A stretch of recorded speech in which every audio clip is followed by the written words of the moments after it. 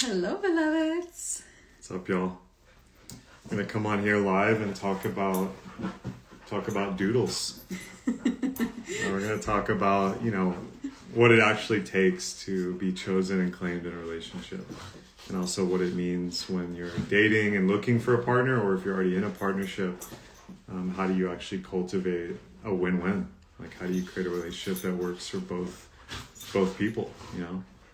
And I mean, it should be said, if you're non-binary, all this stuff still applies. So you can just situate yourself. We'll say man, woman, masculine, feminine, but all of these things are going to still apply to, a same-sex relationship, et cetera, et cetera. So I'll let you start, babe. What do you feel like is the biggest thing women you're working with are missing? Gosh, so many. Let me start with one thing. The main thing that I experience with most women, especially when I get them on a somatic session, is the armor. I feel so many women who are so evolved, so aware of every single pattern, so successful in their business. They nail the money game. They know how to make millions. They're hot, they're healthy, traveling, thriving community.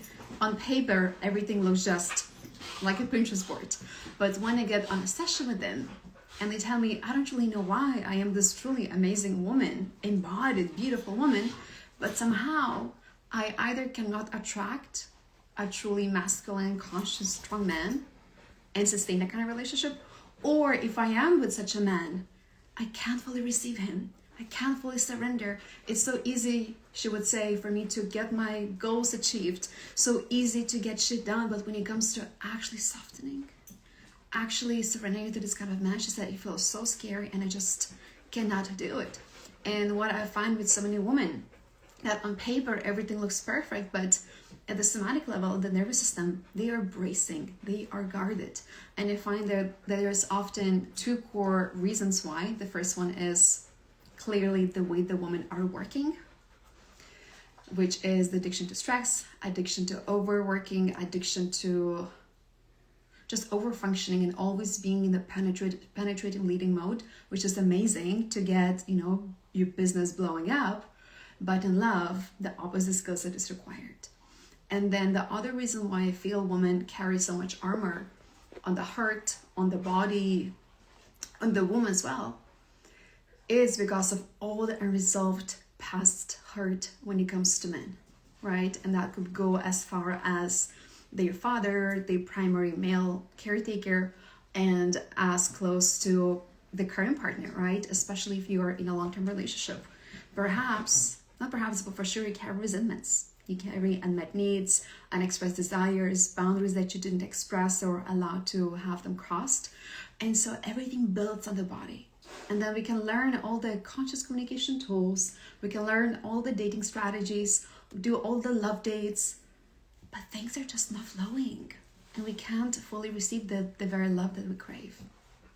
Can you speak about what it's like for men to date a woman or be with a woman that's carrying this armor, even though she's doing all the work, but somehow it's not clicking because of that armor? I mean, first it should be said that, in biology, the female has the advantage in the sense that they're always going to be desired. And this might trigger some people, but even quote unquote, the most ugly or unattractive woman, right, can still find a mate pretty easily if she's open to it. Because there's going to be some man who, wants to be with her.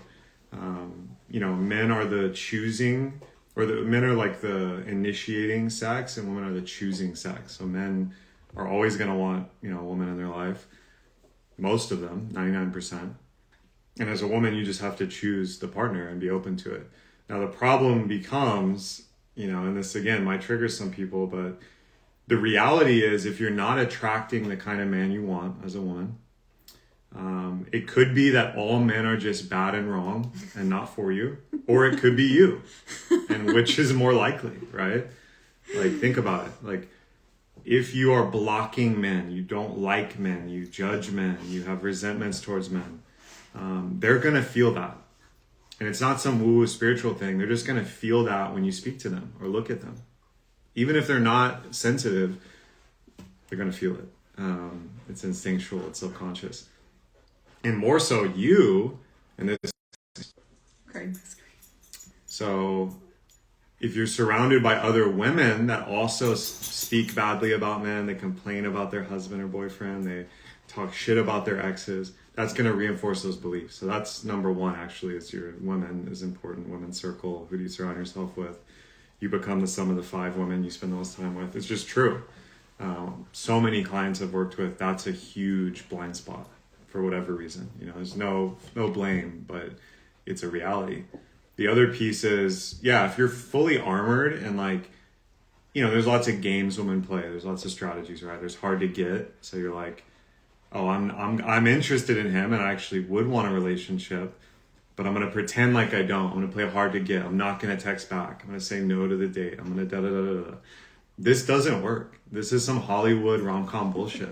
Like, honesty and asking for what you want and being open with your desires is what men are going to respond to. Men are linear, logical, simple beings. I mean, we're complex as well.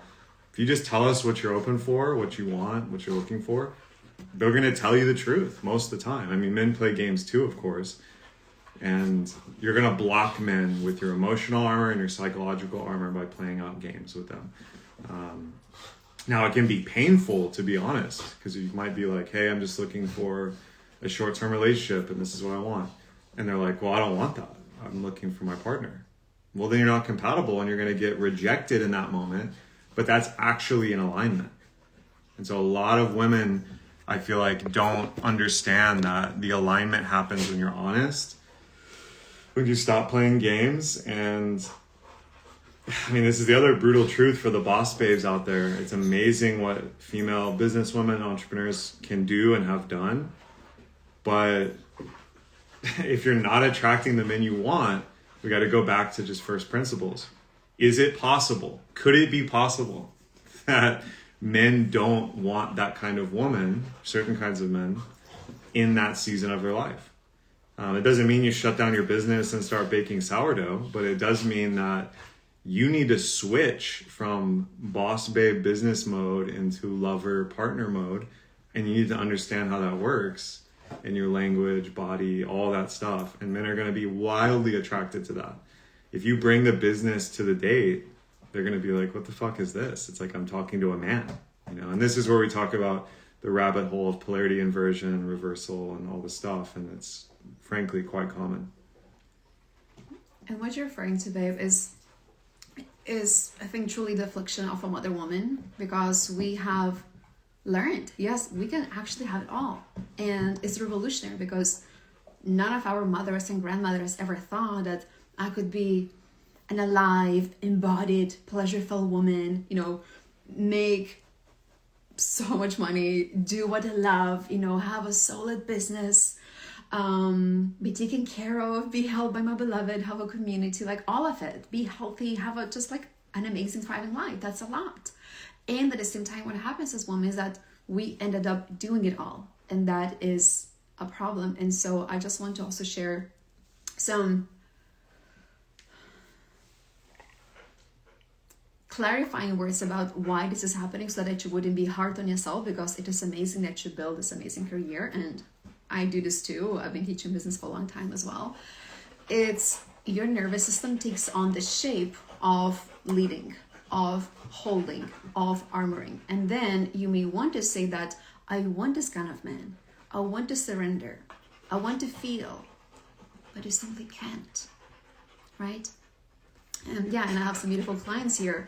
When I have been teaching you business, you know that if you want to hold both a deeply divine union, a passionate devotional relationship, and a highly successful business, we have to shift the way we work.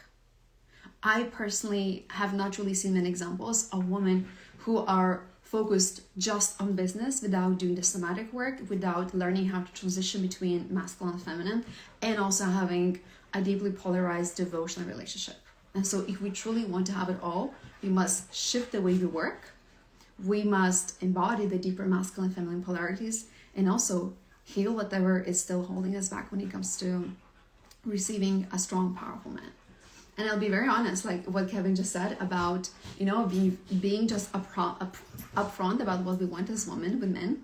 When we had our second date in Costa Rica, I was so clear about what I wanted. I said, how do you do lovers? I'm here for sacred union. That's what I want. That's what I'm here for. And I was so open-hearted, but completely detached from him being that person.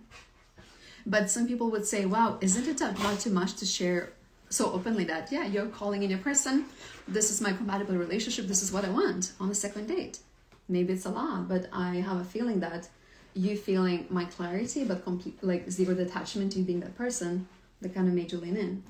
Yeah, I mean, this is the thing, like honesty up front, right? Hindujo was saying that. Like, let's imagine you're not being honest. You're playing a game. You're trying to manipulate, seduce, or lie your way into a relationship just because you don't want to feel alone, right? Very common. We've all done it. Now the relationship's built on that.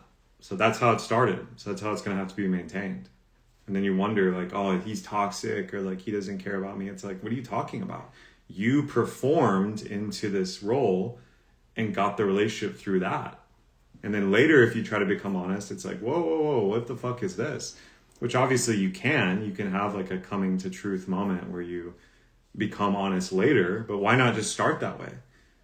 It's going to make dating easier and harder at the same time. It's harder because there's going to be less people available for that.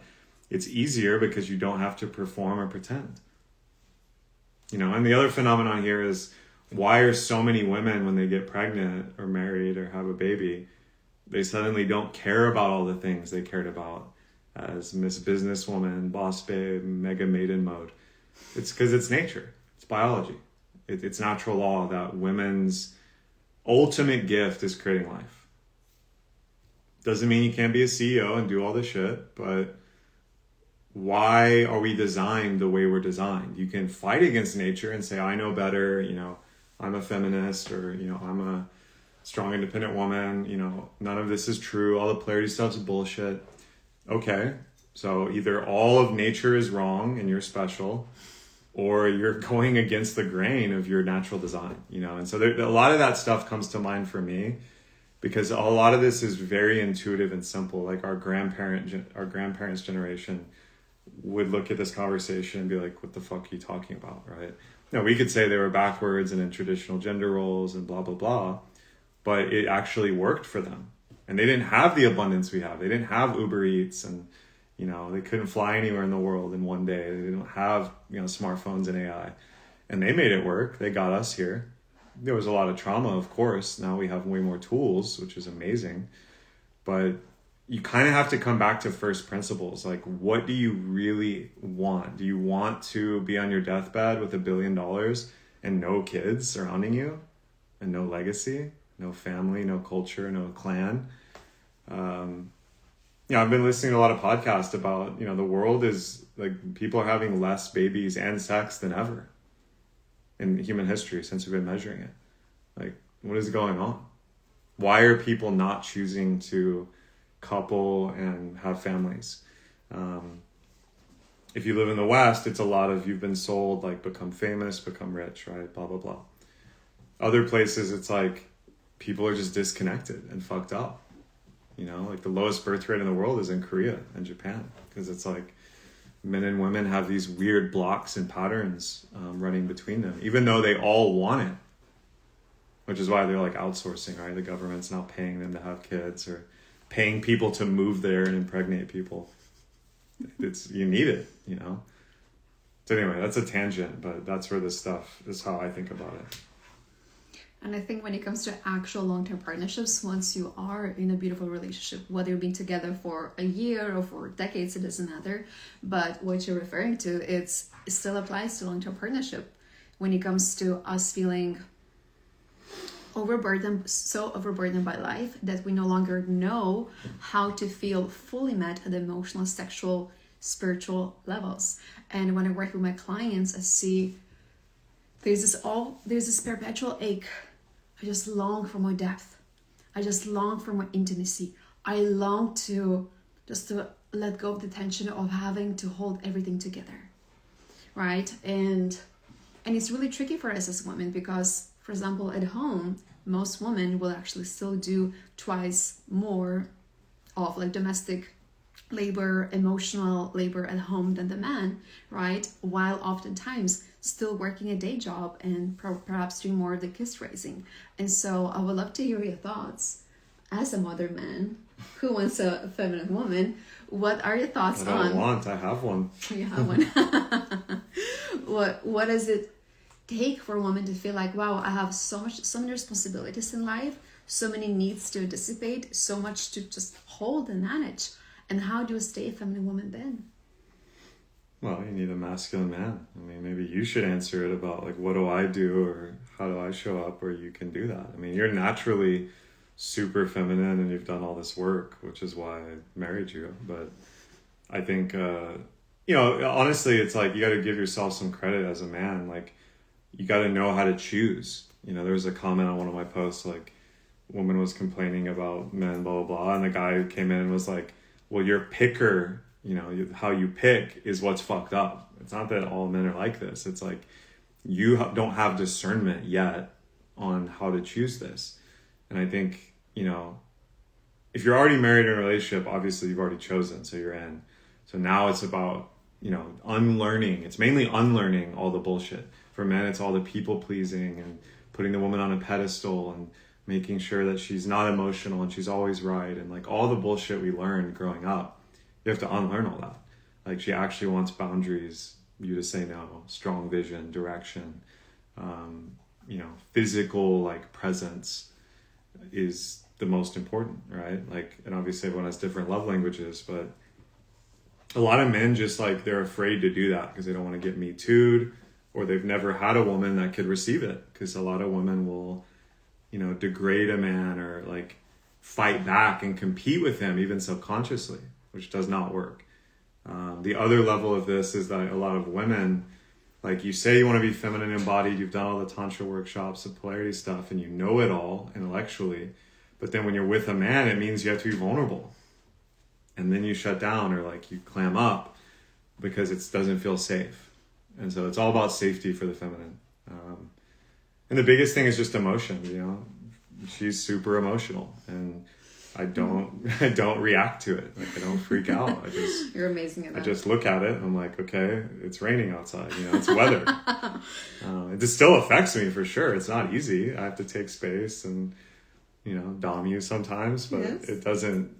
It doesn't actually cause the problems I see it cause with clients where they're married for 15 years and like their wife has a small emotional breakdown and they're like in a tailspin for like a week, and it affects work, it affects everything, and you just can't live that way. Emotional intelligence and emotional hygiene and regulation is actually at the core of all of this, because that's why men and women, like, men are becoming more emotional in like a weak way, a lot of men, modern men, and then women are becoming emotionally numb in the opposite way and becoming like masculinized. And again, this is like the polarity inversion that, not to go into the rabbit hole, but the culture seems to be promoting, which is fucked up. Like, why does like movies depict men as like weak and goofy and the women are like CEOs and, it's happily ever after? Like, the fuck is that? Why are there no healthy men and women role models in media and movies and shows? That's weird. And then there's the layer of the confusion around gender and there is no masculine, feminine. You can be whatever you want. None of that matters. Like, it's all bullshit. We can all be asexual transhumanists with AI. It's like, what are you talking about? Like, this is anti-life. It's anti-biology. And, you have to come to your own conclusions about that and be honest. But yeah, there's a lot of forces out there that want to prevent men and women to love each other in harmony. And do we have any questions from anyone? I see like there's like 10 people watching right now. If anyone has a question or a nuance around this, that would be helpful. I want to speak into a woman's responsibility when it comes to the emotional expression, because I believe this is one of the reasons why we have, such a hot, healthy, thriving relationship, is because, well, Kevin has an immense capacity to be with my emotions without taking them personally, which is a game changer. And at the same time, I've spent so many years doing this work myself when it comes to how can I hold the high intensity of my anger, my grief, my pain, my fear, my longing without shutting down, without getting into my head, or without resorting into shame or blame. And I'm definitely not perfect. Sometimes I think I'm going to speak my needs very consciously. And 2 minutes later, all I'm hearing is just, you're doing this, you're doing that. I'm like, fuck, I did it again. But I'm quite That's quick. the luteal woman, only Yeah. seeing problems. Yeah. This is wrong. I don't like this. This is your fault. You know, it's We call normal. it the everything's wrong mode. Yeah, and it's normal that women enter that because of their cyclical nature. But the woman has a responsibility to own it and just be like, hey, this is what I need.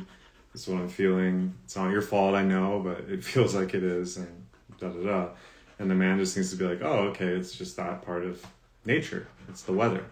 I don't need to take it personally and freak out and try to stop it or, you know, control it. And that's where most men I've worked with falter, is because it reminds them of their mother or like something else. They have like a full fight, flight, freeze, or fawn reaction, right?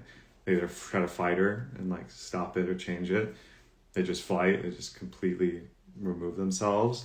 They fawn, they people please, which is probably the most common, or they freeze and shut down and just like don't give anything, and then that doesn't work at all. And a lot of this stuff starts with childhood. It's like if you don't know how to regulate your emotions as a kid, it's going to be really hard as an adult. And most kids don't know how to do that. And most kids regulate by throwing a tantrum, screaming, running around, which is normal. That's healthy. And actually, as an adult, you should probably do that too sometimes. But it's more about language, because we're not like having tantrums in a business call or in the office. You have to be like, hey, I'm feeling sad. I'm feeling really sad today and I don't know why. Okay. We don't need to do anything about that. It's like, oh no, don't feel sad. Don't feel sad. People please. Like all this, it's like, no, like, okay. Like now you have some data, and now what are you going to do with it? Well, probably love them, hold them, ask for what they need. And then like it just goes away like in a few hours or like a day. That's how easy emotional regulation can be, but it causes a lot of discomfort for people, you know? Like For both lot parties, of people men and women. yeah. And so it is our feminine responsibility to actually do that inner work relentlessly, so that we can actually practically be able to reveal that yearning, that pain, without the drama. And I feel like when we can do that, like that is when the relationship takes on a whole new level. Because I think some of the biggest problems arise from us as women not knowing to ask for what we want and need relentlessly, and not knowing how to deliver that information in a way that a man can receive it without feeling blamed or judged. And I think my practice has been to become relentless in asking for what they need. Like, I tell you what they need like 90 times per day, and if I'm not gonna get what they need, I will ask again. Like, I don't give up on my needs.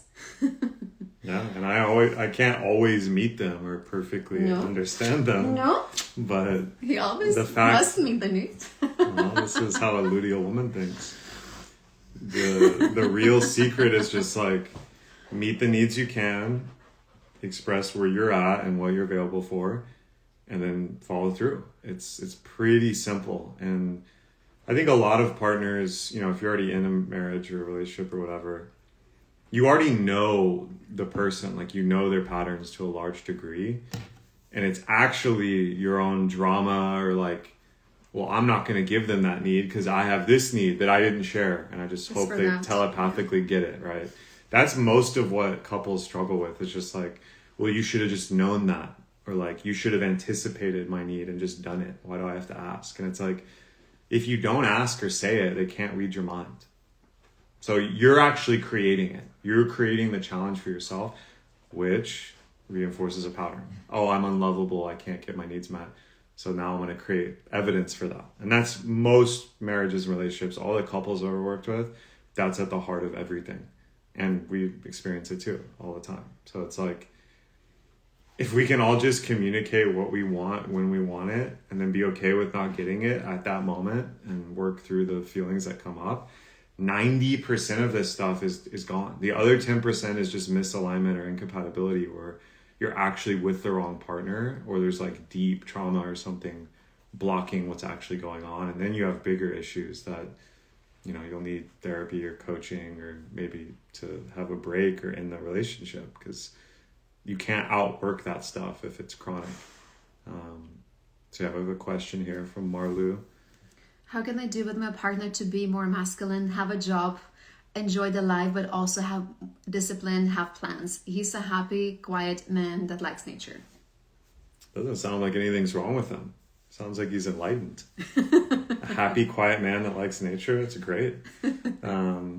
Well, I mean, But we also like a you man can't with a do. drive. Yeah, of course, you can't do. First off, you can't do anything to make him more masculine, have a job, and have discipline.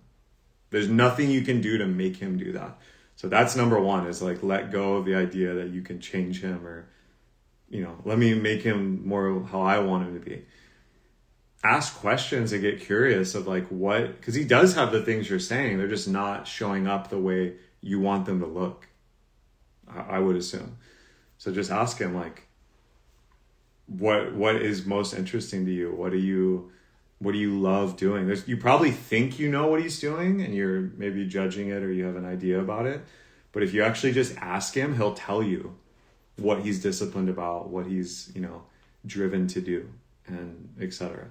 And, and there's compromise. It's like underneath your question, I'm sure there's, what do you want? How do you want to feel? Do you want to feel more attracted to him? Do you want to feel like he wants to do something, have plans? What kind of plans? And how do they affect you?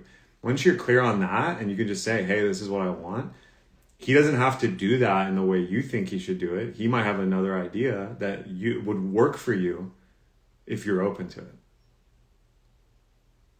Exactly. So yeah, I mean, if there's not any other questions, I feel like we covered most of it. There's something else I wanted to reflect about.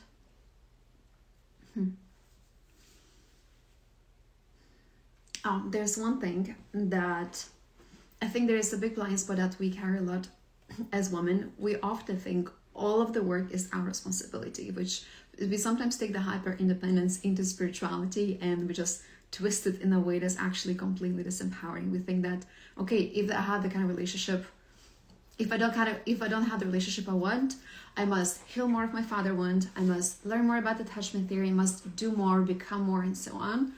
While sometimes actually what's needed is also for the man to step up, right? And we sometimes take the self-responsibility too far and we just spend a decade trying to fix ourselves. For example, in a long-term relationship, while the man is just kind of chilling on the couch, and I'm curious to know your perspective because a lot of conversations are about inspire the man, just do more, be more, right? But sometimes it's actually us calling our men to their power and actually speaking clearly and sometimes fiercely. Oh, Kaya has an opinion too. The doodles don't like that we're not paying attention to them. It's not enjoyable for them. I mean, the ultimate question of this, which is painful, is like doodle breath.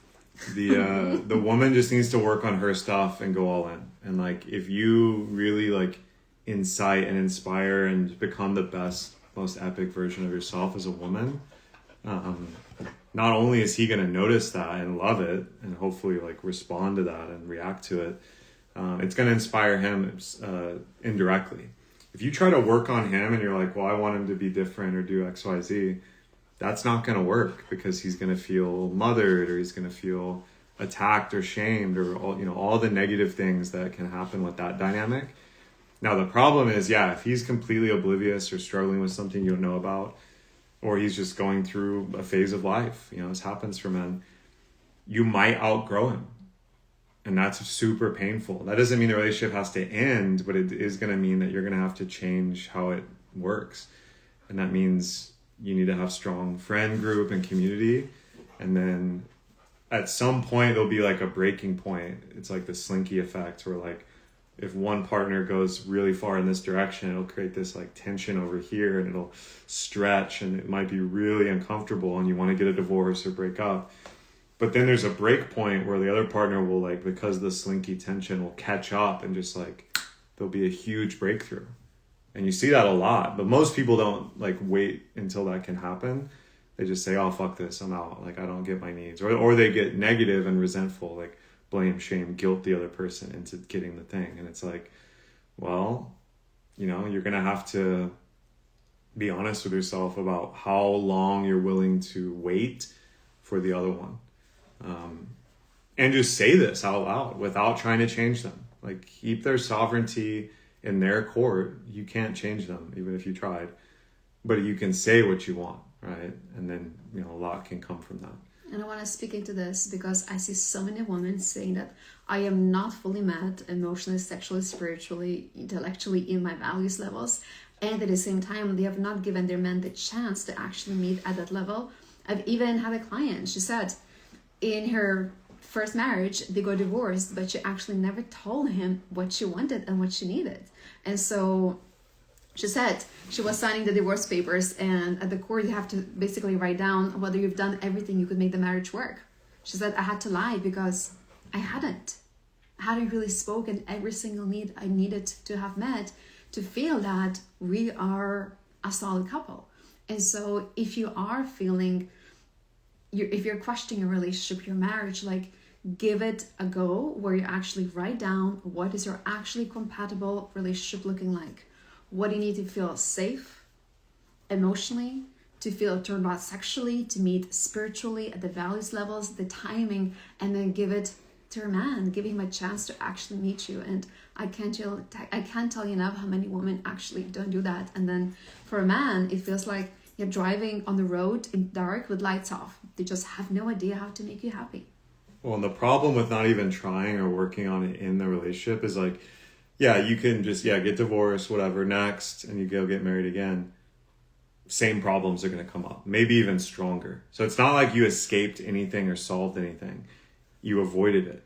Now, that's not to say if you really try and go all in and tell the truth, maybe they can't do it. And they actually also are like, yeah, I'm out. Like, this isn't working. It's actually hurting me. Then you can go in peace and like forgiveness, and you're not tripping about it. But a lot of people, it's like, they don't understand. The lesson will repeat until it's learned. So it's like, oh, I'm creating the same dynamic in the next marriage or the next relationship. It's like, yeah, it's because one of them has to be the break point where you go beyond it. And that is possible. Not comfortable and very confronting. But how easy it is to get divorced or just go to the next partner, get on Tinder, is part of the reason most people are fucked up in relationships. We have 2 questions. Yeah, this one, the follow-up, it's like, for example, I want kids in a few years, but I need to be solvent. I'm assuming financially. I can't afford everything while I'm pregnant. I'm assuming you meant I can't. Yeah, you should correct. That's legit, and just tell him that. Like, there's a part of him, if he also wants kids, so that's the first thing, is like, are you on even the same page on that? He's going to figure it out, And, you always probably need less than you think you do, because some of it doesn't have to do with money. It has to do with like safety and emotion. So that being said, you obviously want to have more than enough. So again, everything we just said applies to that. If you're on the same page with kids and timeline, he's going to figure it out, and just trust that he will. Like, you don't need to like police him or take a second job because you're scared of like not feeding your kid. Like, it's not going to be as big of an issue as you think. Every couple we know that has had kids, like, you'd be surprised how you make it work, And again, your parents and a lot of people right now have like 5 kids, and on their financial statement, it looks like they're not making it work, but they're happy and healthy, So if they can make it work, you can make it work. This is not actually about the money while you're pregnant. It's about the relationship and emotional safety, is what I would assume there. And I would just add here, actually have a practical conversation where you both sit down and reflect. What does it look like for you to be pregnant, to be postpartum, to be raising young kids? What is it requiring practically in terms of your responsibilities? What is he able to provide? Yes, financially, but also in terms of his time and presence.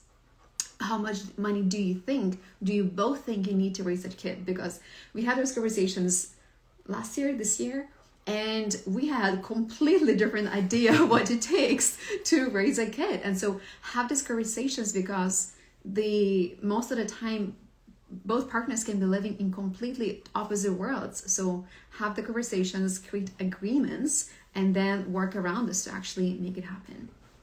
Yeah, it's big. Marie said, when single, how do you recognize if we're unconsciously closing the door to relationships or if it's just that's not for now, or we just have to keep going in our path. Well, I mean, if you're unconsciously closing the door, the fact that you said that means it is conscious on some level. If the relationship feels great and you do seem like you're on a similar path and there's mutual attraction, but then you're ending it or withdrawing or something goes wrong, it's like, yeah, like what's going on there? Are you self-sabotaging it, or is it actually not there?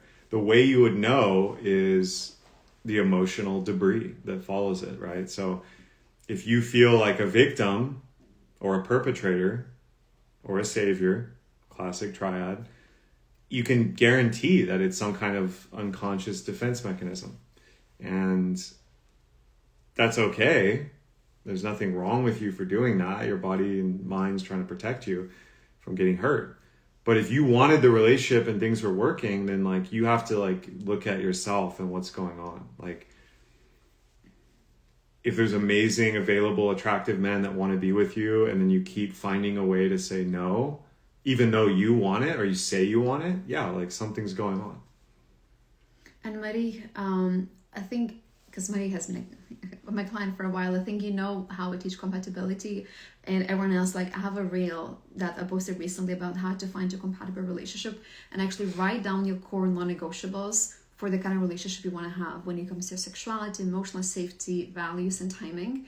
And when you have this, it's not like you have a list of like, you know, a perfect man, but you have your core non-negotiables, and then you will realize, does the man in front of me actually meet those? And oftentimes, maybe, yes, it actually makes me feel safe.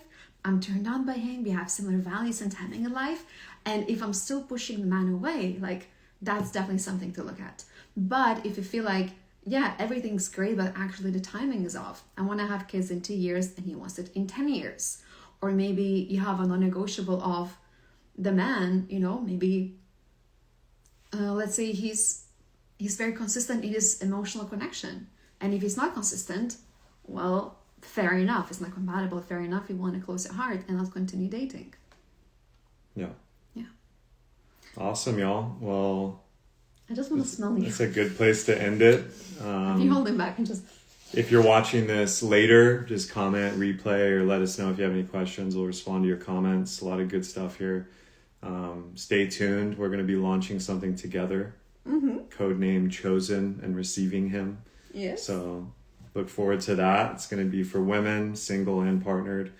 And it's going to be this times 1,000 with support for you and your dating endeavors and your relationships to get what you want. You know, like you can have everything you want. That's what I always tell my clients.